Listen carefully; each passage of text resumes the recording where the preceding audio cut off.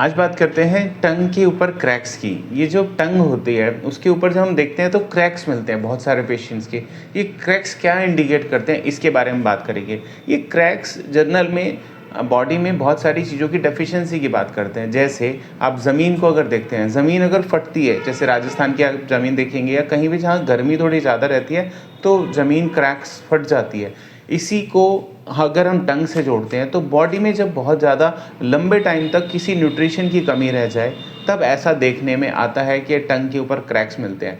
अब पेशेंट्स की हम क्या पता लगाएं, इसकी क्या कंडीशन ऐसी रही होगी जो इसके ऊपर टंग के ऊपर क्रैक्स आए हैं। तो कॉमन में एक तो उसको न्यूट्रिशन डेफिशिएंसी रही है, उसका कॉज कहीं ना कहीं ये है कि उसने खाना या तो टाइम पर नहीं खाया या खाने में कुछ चीज़ें ऐसी जो लेनी चाहिए थी वो नहीं ली, या फिर उसकी बॉडी में स्टमक में गर्मी बहुत ज़्यादा रही। जैसे गर्मी से ज़मीन में क्रैक्स आ जाते हैं, ज़मीन फट जाती है, सेम ऐसा ही हमारी बॉडी में जब बॉडी में न्यूट्रिशन डेफिशिएंसी रही है। और टंग की क्रैक्स को हम ये भी पता लगा सकते हैं कि इसके कहाँ किस जॉइंट्स के अंदर क्या प्रॉब्लम है, क्योंकि ये क्रैक्स कहीं ना कहीं इनडायरेक्टली जॉइंट्स को इंडिकेट करते हैं।